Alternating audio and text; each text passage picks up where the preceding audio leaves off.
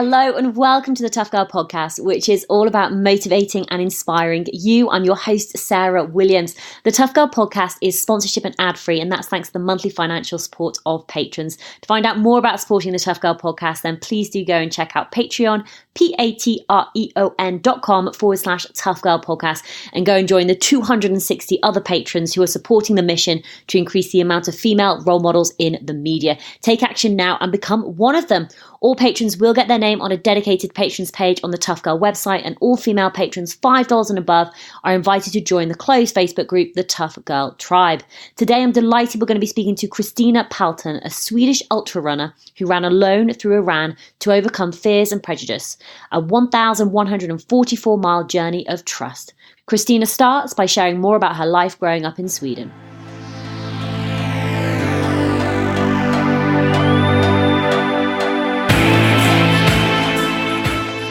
I grew up in the north of Sweden, and I used to be an engineer working my days in the office, but then I started running and I ran longer and longer distances. So that really changed my life in the terms that I did set 2 world records on treadmill running. So the longest one is running 48 hours as far as I can on a treadmill. And then, after that, I did some long distance runs. My friend Karina and we ran all the way from Turkey to Finland. And then we kayaked from Finland to Stockholm. And a couple of years after that, I ran alone through Iran, which is the adventure that I've done that's gotten the most, publicity. So basically, when people look at me, they think I'm an adventurer, and in some way I am, but I used to be a really shy girl who didn't do things like that. So I think that's an interesting part in one sense. Tell us more about your early life. Well, my family was, my mom and dad, they were workers, but they were also politicians on their free time, and they were religious. So I grew up in a religious home with a lot of social democrats with politics, but not many discussions. It was, the entire area where I lived was, social democrats, which means being left wing. But when I grew up, I did study. I played soccer, and I used to play on the left side because that's where no one else wanted to be. So I wasn't a brilliant soccer player at all, but it was fun. And I also did study a lot. So I had great grades in school, but I didn't like publicity. So I didn't like to speak in front of the class or things like that. So I was a quite quiet and shy little girl who did study and played soccer. When did it start to change for you? When did you start deciding that you either wanted to do more running or you wanted to go on more adventures? Well, I think it's been taking small steps during a long time. First, I got married to a guy that I met at university, and he was an engineer. I was an engineer. We were kind of having the perfect life in terms of, let's buy an apartment, have some children, buy a house eventually, and so on. But it turned out that he met another woman and he didn't tell me about it. So suddenly he was just gone, and I didn't really understand why. And also we couldn't have children because he was not able to have children. So that turned my life upside down. And I was also on a sick leave because I had a burnout at the same time. So in 2 months, when I was 32 years old, my husband left. We couldn't have any children. I was on a sick leave from my work, and that really, it puts focus in life on what is important. I lost everything that I thought was important. And first I was really afraid that I would lose even more, like my sister or my nephews or my mom and dad. But then I realized, but hey, Kristina, you have your mother, you have your father, you have your nephews and your sister. And then I could relax. And I had been really afraid of failures and of not being good enough. But now I failed with everything. And that kind of released me in a sense that, okay, but here I am, I failed with everything. I'm still alive. I still have my family. I still have my friends. Wow, let's go out and see what I can do.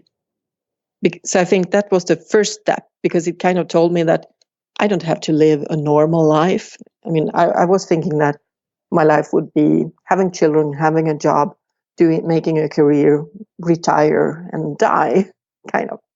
Now I could do so much more. And I had been starting running a couple of years ahead, before my divorce. And first after the divorce, I bought a train ticket to the Trans-Siberian Railroad, and I traveled around in Southeast China and in Indonesia, and just discovering the world, discovering myself. And I came back to Sweden after that. I continued my work as an engineer, but running became more and more intense. I loved it really because it gives me small adventures. I mean, I can take a bus somewhere and run back home, and usually I get lost and find new, beautiful nature. I meet people.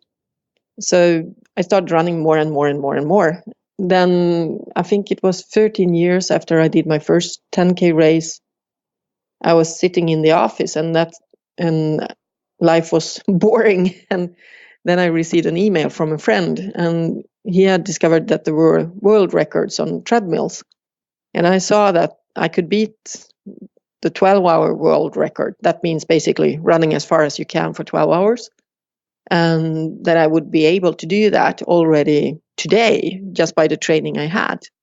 Then I wanted to set a world record because I thought it was, something fun to do. But also I was still that shy little girl who didn't want attention and publicity. But world records have to be, they have to be public. And also the gym that I talked to, they wanted to make this a really big event and invite all the people from the company where I worked, all the people in the area. They put it on the web and made it available to everyone who wanted to follow it. And I did pass the old world record when I had been running for 10 hours. And at the end, when I was reaching 12 hours, it was 10,000 people around the world following this world record. And it was crowded in the gym where I was running.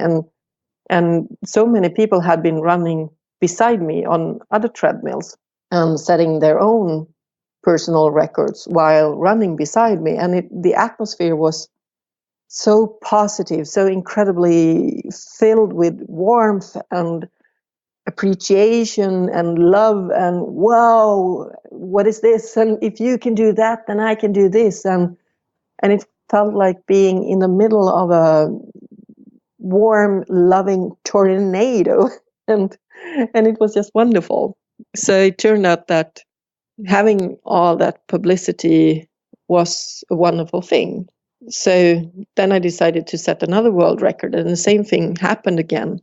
And I started wondering, what can I do with this ability to run and also to create publicity, because it seems to do something good to the people that follow me during the records. That's when I started thinking about, previously me and Karina, we had been running from Turkey to Finland, so I knew that I could run long distances. In that run, we did a marathon a day for 75 days in a row. And we were 42 and 50 years old. So I was thinking, okay, I have the ability to run long distances. I also have the ability to create publicity. How do I want to use this? And that's when I started thinking about running through Iran, because in Sweden we have a growing xenophobia. We also have that in Europe. And xenophobia, in my mind, means being scared of someone who is different from me. And I don't like that. I want trust, I want love, I want friendship, I want people who care about each other. And so I was thinking, what can I do to contribute to a society, a world where we are not afraid of each other, where we instead feel warmth and care and love towards each other. And that's when I decided to run through Iran as a single woman, because I had lots of prejudice about Iran, and I was thinking, what if these prejudices are wrong, and what if it will be a very nice run, and what if I will succeed with that run, what will happen back home in Sweden and in Europe if I can show that a single woman can run alone through Iran. Yeah. Tell us more about running alone through Iran. Like, what went into the planning and the preparation of even, turning this dream into an actual goal? It was a lot of planning, and the planning was mainly about security because, I knew that I would run with a baby jogger. I knew that I would carry a tent and a gas kitchen and things like that because I had already done a long distance run together with Karina. So what I was supposed to pack and how to do it, that was kind of already set. But how do I handle the heat, and what if people will be angry with me, and what if the government in Iran won't like what I do, and what if I meet extremists that maybe don't think that it's proper for a single woman to run through their country, or maybe I will meet right-wing extremists who doesn't want a woman to be able to run through a Muslim country, so they will hurt me, so it will look like it was Muslims that hurt me. So I had lots of thoughts around that. And so I simply sat down and wrote everything that I was scared of. And it was 22 different fears. And when I had all my fears on paper, and I divided them into small parts. For instance, I was afraid of being jailed, but I was also afraid of being jailed and raped. So I divided them in so small parts as I could. And then I was starting thinking, okay, what can I do to prevent this? If I'm afraid of being jailed, well, should I run without telling anyone what I'm doing? Or should I try to make as much publicity as I can? Maybe this publicity will create some security for myself. And since I wanted publicity because I was hoping that it would be a good message from this run, well, a message where I can show that humanity is loving and kind, then it doesn't make sense to run undercover and not telling anyone what I'm doing. I choose to make as much publicity as I can because maybe the publicity will somehow protect me. And also I was trying to create a network in Iran, and that turned out not being a problem at all because I met Amir Nasari, a man who lives in Sweden, but he was born in Iran. And he really loved my idea. And he invited me to his 50 years birthday, and I met all his friends, and they had relatives in Iran.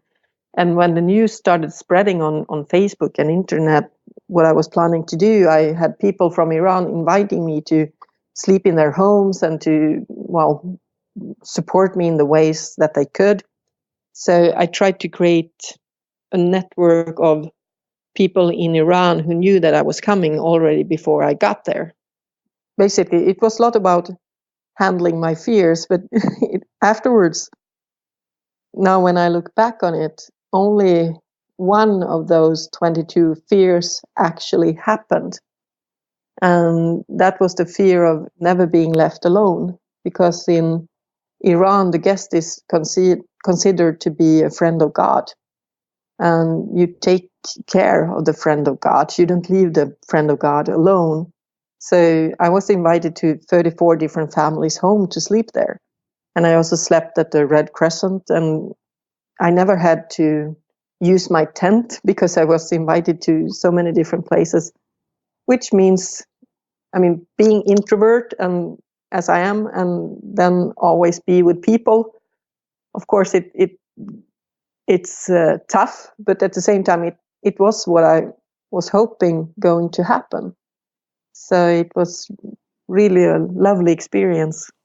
Tell us more about what it was like day to day on the adventure. Ooh, it was really hot. I'm from the north of Sweden. I'm used to minus 20 Celsius in the winter, but here it was plus 45. So I tried to get up in the morning, so I would have the early hours when it was only 35 Celsius. The first week was really interesting because when a family invited me to sleep in their home, and I couldn't speak English with them, and they couldn't speak, they don't speak much English, I don't speak much Persian. So I was trying to make them understand that I wanted to get up at 6 o'clock to be able to start to run early. So I woke up at 6 o'clock and I couldn't hear them. It's like, oh, didn't they understand what I said? And I was laying there just waiting for them to wake up. And I didn't want to make noise because I didn't want to wake them up. And it turned out after a week that they were waiting for me to wake up because they didn't want to disturb me. Since I was the guest, I was the one who was deciding, so to say.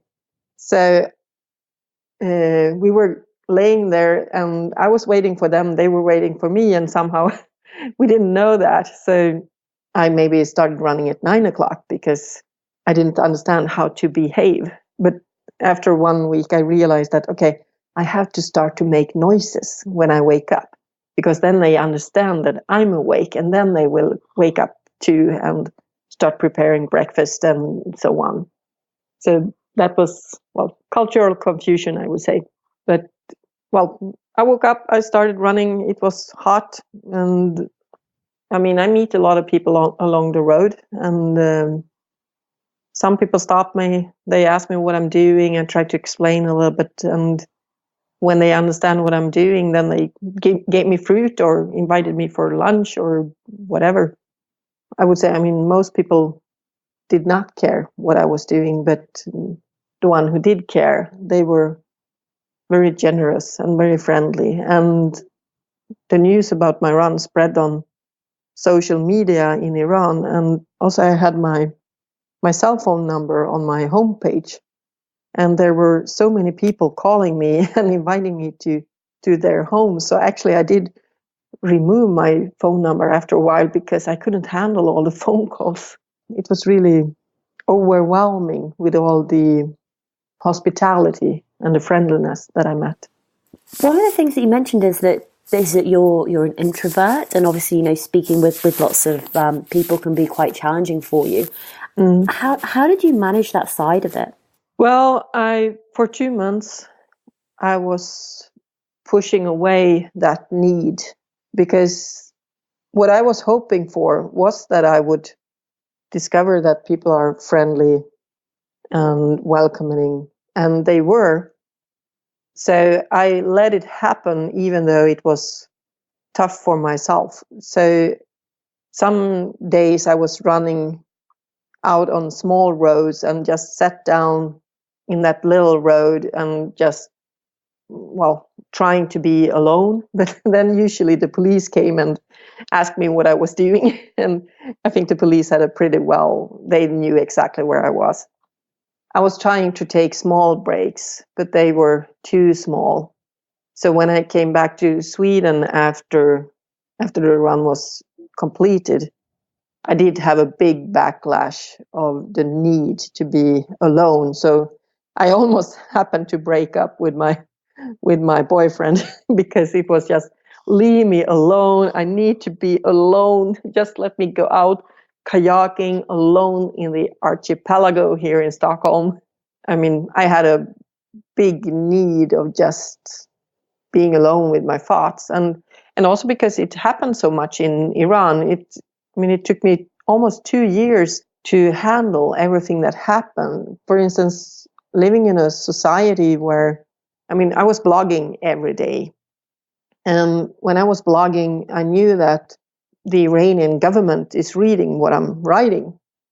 So, and in Iran, there's a death penalty if I happen to insult Ayatollah Khomeini, for instance. There is a death penalty if I'm considered to have committed blasphemy. The justice system is not like the justice system in Sweden. So if someone don't like me, they might consider me to have committed blasphemy, even though I didn't. So I was really careful about what I was writing on my blog, since I knew that the government was reading it. It took me 3 months after I came back to Sweden to realize that even in Sweden, I was still censoring myself. And it took me 1 year before I dared to be to criticize the regime in Iran. I mean, it was only 2 months that I was in Iran, but it really affected how, I mean, not being able to have freedom of speech and knowing that the justice system is not fair. It really affected me. So it took a while to handle all that. And I wrote a book about my run through Iran, and that was really good. It was 2 years after my run was completed, and that was also a way of handling everything that happened. So I did need a lot of time to kind of digest everything that happened, and also to be alone. How did that run impact your life going forward? A lot, I would say. I mean, and I don't think I really understand how much it impacted. But first of all, I did have a great belief in humankind before I left, because, I mean, I thought that this would be a good run. I thought that I would be able to trust people in Iran, and I thought that what was going to happen was going to be good. At the same time, I was really scared before I left, but I had a great belief in humankind before I left, but it's even stronger afterwards, because I was, for instance, I received 15 kilos of gifts from people that I met along the road. And I mean, sleeping in 34 different families' home, people were taking care of me so incredibly much. And it was everywhere. It didn't matter if people were rich or poor or whatever. They always invited me. I wasn't allowed to pay in a lot of shops where I was buying ice creams or water or drinks, because I was a foreigner, and the foreigner is a guest, and the guest is a friend of God. So they treated me incredibly well. So that reinforced my belief in humankind, and that people are good all over the globe, no matter where you are, and that most people are friendly. And also, it did. I mean, after coming back to Sweden, it's 4 years now since I was running through Iran, and I had to quit my job to be able to make this run. So when I came back, I was basically unemployed. But I had started my own company because I thought, okay, maybe I can do 10 lectures about this run through Iran. But now it's been 4 years, and I've been lecturing for 4 years about my run through Iran, which is really wonderful, because I'm reflecting all the goodness that people showed me towards more people in Sweden and also internationally. And that it keeps on spreading this good message to people that I meet.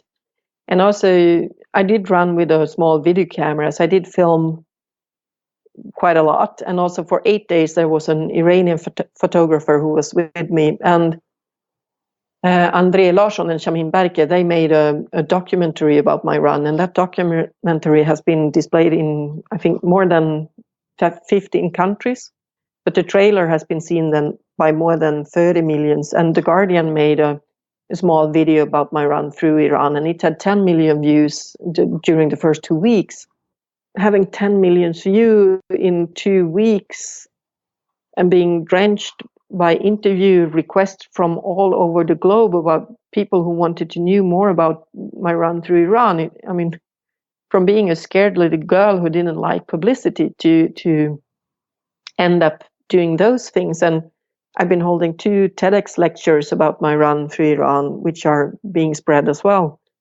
And it's like, whoa, I could never imagine that this could be my life. I could never, as a child, I could never have even made a fantasy that would be, as wonderful as my life is now.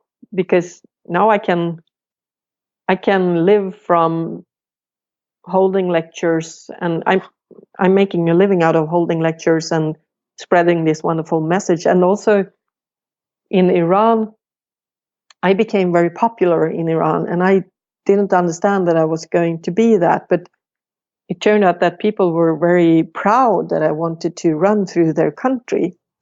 A year after my run was completed, the Iranian embassy called me and asked me if I wanted to contribute with reforms in Iran. And he was like, "What? You must be kidding." I mean, I didn't believe it first. But I checked the ambassador and I checked the Iranian embassy in Sweden, and it turned out that some of them want to contribute reforms. And I thought, well, if I can help, if I can contribute to make reforms in Iran so that people get more freedom, then that's something that I really want to do. And since I'm a runner, and actually my running career, so to say, started with a 10K race for women only in Sweden, then I thought, okay, let's introduce a 10K race in Iran. And well, I have friends in Iran, and I asked them if they thought this was a good idea, and they thought it was. So, and it was supposed to be for women only. So my suggestion back to the Iranian embassy was to create this kind of race, a 10K race for women only in Iran. And they liked the idea, and my friends in Iran and my friends here in Sweden who were born in Iran, they also liked it. So we worked for it. And last year, the first race took part in the 7th of September in Tehran, in Iran. But it was so much fun because Masa, who is, she's an Iranian ultramarathon runner. She said that she refused to discriminate men in this race. So in this race, both men and women took part. And that is wonderful because since Ayatollah Khomeini came to power 40 years ago, those kind of races had been forbidden. So this was actually the second time it happened in 40 years that women and men could start at the same starting line in a running race. I mean, seeing that what I did also ends up in things that are affecting Iran, that's something that I could never imagine. So that's wonderful.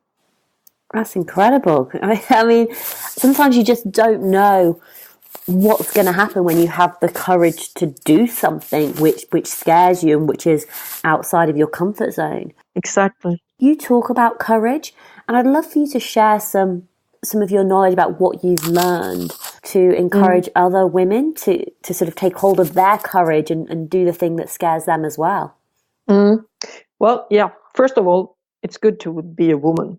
I mean, I think in general, it seems like a lot of people are thinking that, oh, you're a woman, you are more vulnerable.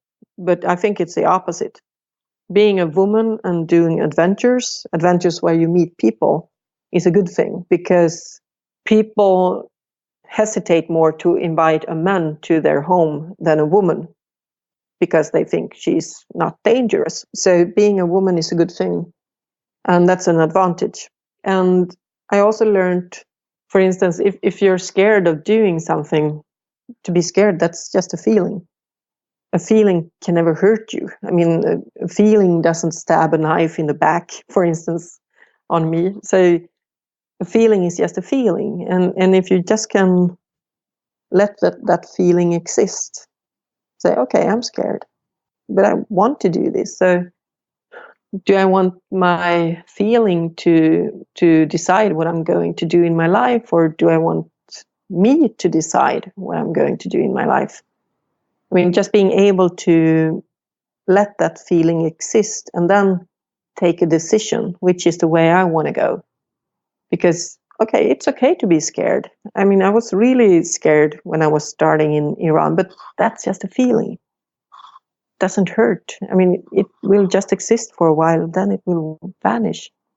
So one advice, to think that it's good to be a woman and you have an advantage from the pure fact that you're a woman. That's one thing. And to be able to just let fear be there. Don't be afraid of it. Just look at it. What does my fear tell me? And how can I handle it? And I really something that really helped me, and I know it has helped other people too, is to write down, okay, what am I afraid of? Because fear tend to just grow in the mind, so to say. But if you write it down, then you find out that, okay, this was maybe not so dangerous, maybe not so difficult. So how can I handle it? And it's also very important to have focus on what you want to achieve. For instance, I wanted to create more trust in Sweden, in Europe, well, in the Western world, because my intention was to affect the Western world and the fear for Muslims. So I shouldn't put my focus in the fear, because then I will probably end up doing nothing. Instead, I need to put the focus in what I want to create. Okay, I want to create trust. This is what I want to do. Then how do I handle my fears? So just remember to stay focused on your goal and what you want to achieve, and repeat that thousand and thousand times inside yourself. This is what I'm going to do. This is what I'm going to do. I want to create trust. Yes, it's scary. And yes, it's okay to be afraid. And I still want to create trust. So kind of repeat it all the time to yourself. To do the different challenges and adventures that you've done, it obviously takes a huge amount of motivation. How do you keep motivated when you are going through challenging times and challenging situations, or maybe when you do have a little bit of self-doubt about what you're doing? Yeah, that's a good question, and depends a little bit on how you define motivation. My experience is that a lot of people define motivation as the pure will to do something, and I define motivation as the will to carry on when things are getting tough. Because it's no problem to be motivated and to want to do something when it's easy or when you're just dreaming about it. But I mean, to carry on and do it when it's tough, that's where motivation comes in my mind. And I would say that the most thoughts that we're thinking every day is rubbish, in the terms that there's nothing that's true. There's nothing that's, I mean, for sure, facts in terms of thoughts. I mean, for me, for instance, to keep on running an ultra marathon distance, I cannot think, okay, I've been running for 7 hours, it's still 17 hours left. That's not a good thought, because that thought makes me tired, because I'm thinking it's still 17 hours to go. But instead to think that, okay, right now I've been running for 7 hours. Right now I'm strong. Right now, this path, this step, I'm strong. Right now it works. Right now it's a beautiful tree to the left. Right now I'm talking to a person who is nice. That's a thought that works. So training the ability to choose to listen to the thoughts that makes me carry on, that's a really good thing. And I think a lot of people think that a thought is something that's true, that's real, but it's not. I mean, I can think of things from so many different perspectives. Then I just choose the perspective that make me keep on moving forward towards my goal. And that takes some training. So that's one thing. And then when it's really, really tough, when, for instance, I had an incident in Iran where the police stopped me 3 times in a day, and these 3 policemen, they were not wearing police clothes. They were having civilian clothes and civilian cars, and I didn't understand why they were stopping me. So I started becoming scared. And I thought that, okay, right now there's something strange going on. Maybe now the regime will put me in prison and I will vanish and no one will know what happened. And since I was tired, these thoughts grabbed my mind and I was really scared, and I didn't know what was going to happen. And when things are getting really tough, and then I mean really tough, I have a mental trick that I use, and that is to let go. Let go, I mean, just cry, just scream, just let go of all the feelings, just release it. Do it for 5 minutes, do it intensely, just let it out. And then, if I have the chance, relax a bit, eat something, maybe sleep. And then, if I have the chance to relax and sleep, well, then start looking at facts when I'm not so tired anymore. And the fact was that, okay, one of these policemen he was not very nice. He was angry when he saw me. He was, I didn't like him at all. But the other 5 were okay. And I had met 100 of policemen along the roads, and they had been nice, giving me apples and water and whatever. So fact is that one person has been angry with me and the other hundreds have been nice to me. Then I need to ask myself a magical question. And that is, okay, Kristina, you decided to go here and run through the country. You can decide to go home. Do you want to quit? And that question has to be 100% true. And when I ask myself that question, then it's like, no. I mean, there's so many good things coming out of this run. I meet hundreds of nice people, and there's one policeman who has been mean to me. Should I let that single bastard destroy this run? No way, forget it. I will continue running. First, when things are just a little bit tough, then put the focus on the positive thoughts, the thoughts that carry you forward. That's one trick. And when it's getting even more tough, so much tough that you think that this is not possible anymore, then just let go of all the feelings, cry, do whatever you want for 5-10 minutes, and then ask the magical question. Okay, I decided to do this. I can decide to quit. I want to quit. And for me, the answer has always been no, I don't want to quit. I want to continue because this is something really worthwhile doing. On your website, there's a section on reflection. Mm-hmm. And there's these beautiful words written where you've said, things you do not understand about yourself are triggers to even bigger dreams. Yeah. I'd love for you to expand a little bit more on that and maybe share a little bit more about some of your bigger dreams that you have. Yeah. I mean, for instance, in Iran, I discovered that I'm not very good at saying no. I mean, there were so many people who wanted to be with me, and I couldn't say no. I mean, I didn't want to say no because my focus was on meeting people. But it also hurt myself not to say no because I'm introvert. I need some space. And when I came back to Sweden, and today I'm living with my boyfriend, and he's having 3 children. And I've been single for 12 years, and living with 3 children and a husband, it's sometimes too much. And I'm very bad at saying no here in Sweden as well, and especially to my family or to my boyfriend and his 3 children. I don't understand why it's so difficult to say, no, I need my space. I need to go out and do some kayaking or just being left alone for a while. I'm very curious about why is it so difficult to say no? Why is it so difficult to take care of myself?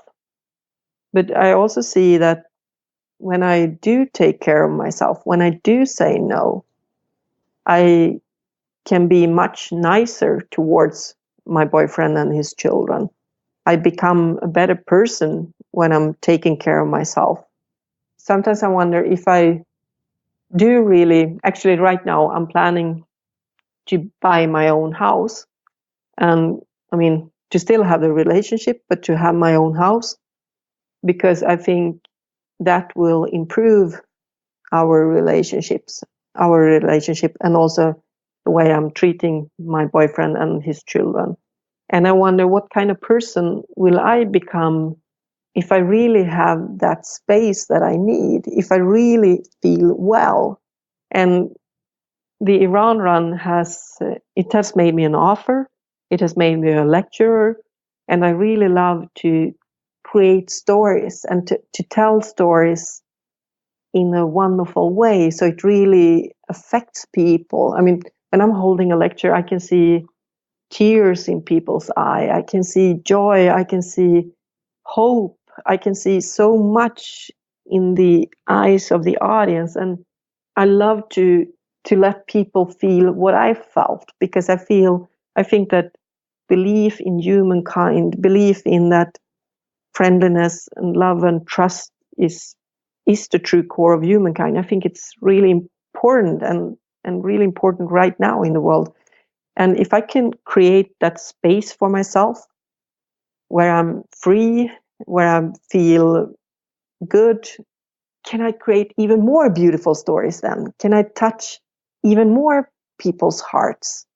And I think every person that lives to fulfill his or her dream is sending out good vibes, so to say, to the rest of the world. So what if there can be kind of a love revolution where people start living their life fully and just transmit good feelings around themselves? That's an example of, well, I don't really understand yet why I need that space. But what if I will give it to myself? What will happen then? And what can I discover about myself then? I'm really excited to find out what you do discover when you give yourself that space, because I think sometimes we have to be kind to ourselves and do what we need to do. And sometimes that can be the hardest thing in the world to do. Yes, and that's so strange. but I totally agree with you. I mean, it's so easy to be kind to someone else, but it's more difficult to be kind to myself. And still, the only person I know that I'm having in my life is myself. So, and one reflection from my Iran run was that if there's fear in me, then there's fear in the world, because I'm a part of the world. So if there's love in me, then there's love in the world. So why not just start with loving myself and giving myself whatever I need? That doesn't mean to give myself what I need on someone else's expense. It just means to take care of myself, give love to myself. And when I do that, then I can also pay it forward, so to say, to give love to other people. I love that. So I want to mix things up a little bit now. I want to ask you some quick fire questions. So my questions may be quick, but your answers don't necessarily have to be. Are you ready? Yep. Brilliant. Are you a morning or evening person? Oh, a morning person. What time do you wake up in the morning?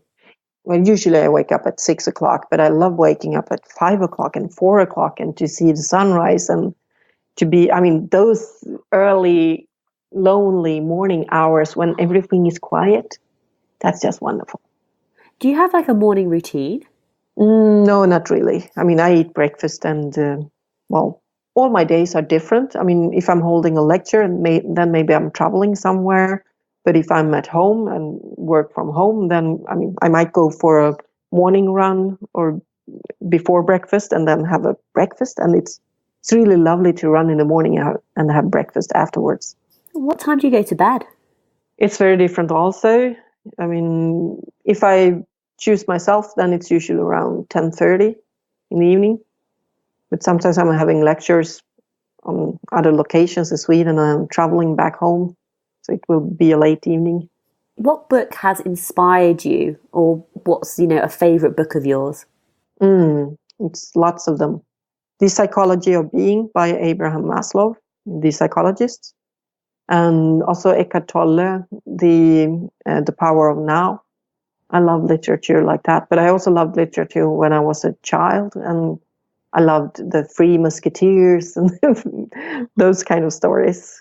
Do you have a favourite movie, or do you ever sort of sit and binge watch Netflix or Amazon Prime? I don't watch TV. I seldom watch movies. I think that I always think that I want to watch more movies because I think there's a lot of inspiring things in movies. As a child, I loved to watch nature programs about nature, like BBC. What's the Planet Earth? That kind of documentaries about the Earth and the nature on Earth. I loved that when I was a child. But today I don't watch TV. I mostly consider it as waste of time. I know there's a lot of good stuff on TV, but I think there are more fun things to do in life than watching TV. What about music? Do you have a favorite song or type of music or genre that you love or you listen to, or do you not listen to music? I listen to a lot of music, but I don't do it when I'm running, because when I'm running, I love to listen to the nature and the silence in the forest, or just to experience what I meet. But for instance, for my Iran run, I wanted to have Snatam Kaur. She's a Sikh, and she has a song that's called Servant of Peace, and it's actually Franciscus of Assisi. It's his prayer, and I love that one. But I also love Schlager music, and it's it's maybe not the most popular music in the world, but it makes me happy. It makes me smile, like the Eurovision Song Contest, for instance. Amazing. Yeah.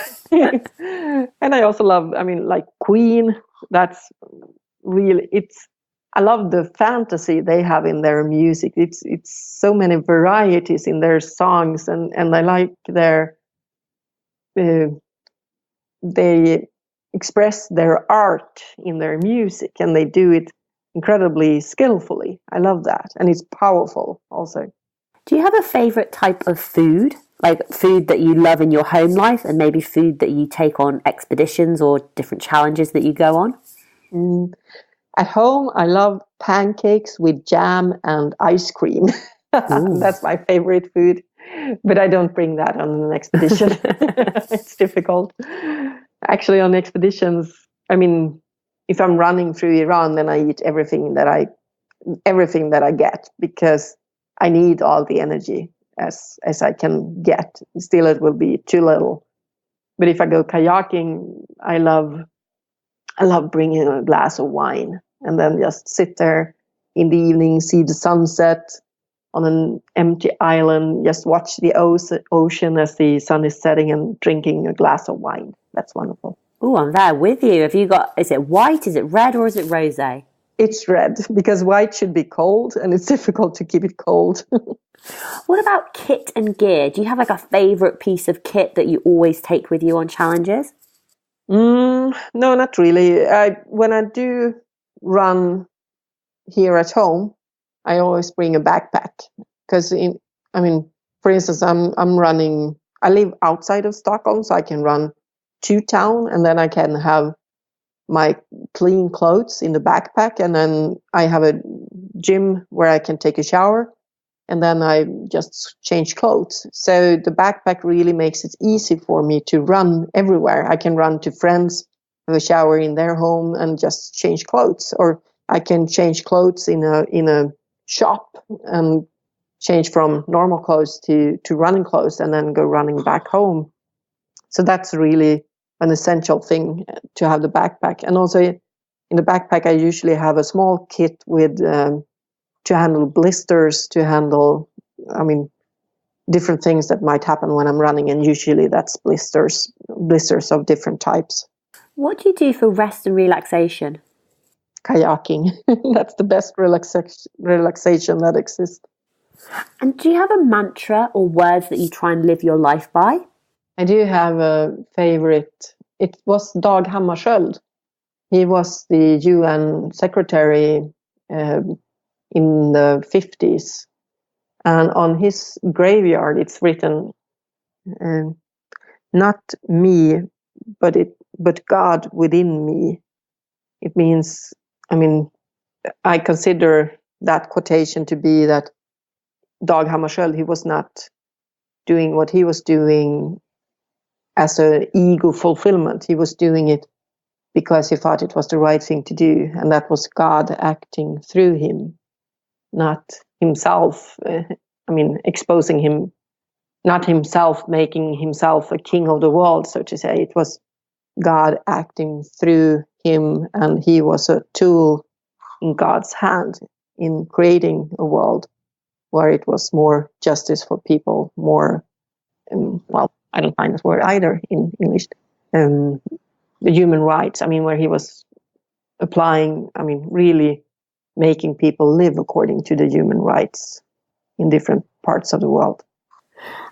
And Kristina, where's the best place for people to find out more about you, your background, your adventures, your challenges, the lectures that you give? Where should they find you? I think it's palten.se. It's my webpage. And there's an English version of that as well. So if you just click English, you will see English. But I think it's also good to just Google my name, because there's been lots of articles, and also the trailer that I mentioned. The trailer is named Alone Through Iran, 1144 Miles of Trust. So you can also Google Alone Through Iran, 1144 Miles of Trust, and you will find a trailer. Maybe also you will find the Guardian's video. But start with looking at my homepage. And because actually my last name, it's when I had a divorce, I didn't want my ex-husband's last name. So I wanted a name that was my own. And Palten is actually from a dish that we are eating in the city where I was born. So it's a humoristic version of that kind of food. So there's no one else in the world that has the same last name as I do. So it's really easy to Google me. I love that. That's so awesome. Kristina, do you ever you give a lot of lectures, obviously, in Sweden, your home country. Do you ever go abroad to give lectures? Are you ever sort of out in the UK or in other parts of Europe? Yeah, I do. I've been to UK. I was at, Dave Cornbite. Yeah. I've been to his Yes Festival. Oh, amazing. And it was wonderful. Yeah, actually, Dave, he was kayaking here in Sweden, a similar distance as me and Karina has been kayaking before. So somehow he found my name and he contacted me, and we met when he was here in Sweden on his kayaking adventure, and then we met in England also at the Yes Festival. So that was really lovely. It was a wonderful festival because he's inspiring so many people to fulfill their dreams and to make their adventures. And obviously I've been at the Guardian as well. So I'm hoping to do more lectures in England. Unfortunately, the book is not translated to English, but I hope it will be one day, because it's been translated to 7 different languages, but English is still lacking. So I'm hoping that it will happen. Oh, absolutely. Me too. And Kristina, I'd love for you just to leave our listeners with just final words of advice, final words of wisdom. What would you like them to take away from hearing you talk? Be yourself. And I think in my mind, that's kind of the greatest adventure in life. Just be yourself. And it sounds so silly in one way, but in my mind, it's still so difficult. But be yourself. Do what you want. And I think that's what really puts us into the great adventure of life. Powerful words to end on. Be yourself. Absolutely. Kristina, thank you so much for coming on the Tough Girl podcast to share more of your incredible journey alone through Iran, 1,144 miles of trust, and more about your courage, the journey that you've been on. It's been absolutely inspiring. Thank you so much, Sarah.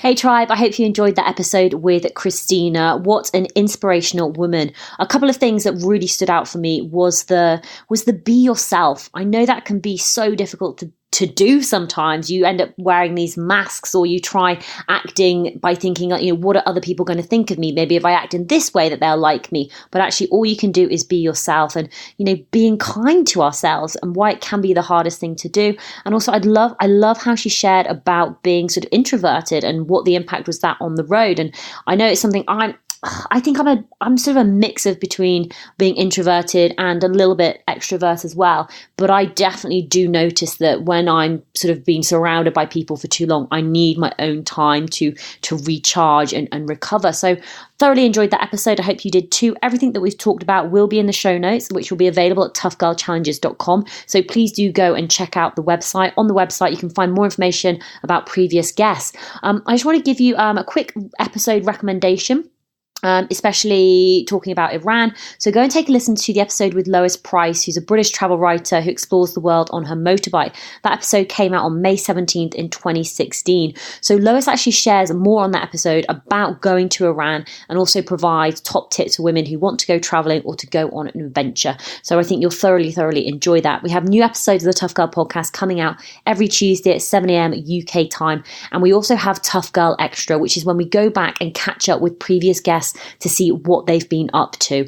These come out on a Thursday at 7 a.m. UK time. So just a couple of examples of previous episodes that I've had. We've caught up with, on Tough Girl Extra, that is, we've caught up with Melissa Yuri, who shares more about becoming the first woman to complete Uberman, an ultra triathlon, a 21-mile swim, followed by a 400-mile bike ride, followed by a 135-mile run through Death Valley. We've caught up with Sarah Uten, who shares more about her new film, Home. Paula Reed, the adventure psychologist going knowingly into the unknown. We also caught up with Anna Blackwell who shares more about her Green Ribbon expedition, which she did in 2019, 1,000-kilometre solo trek across the Arctic and northern Scandinavia.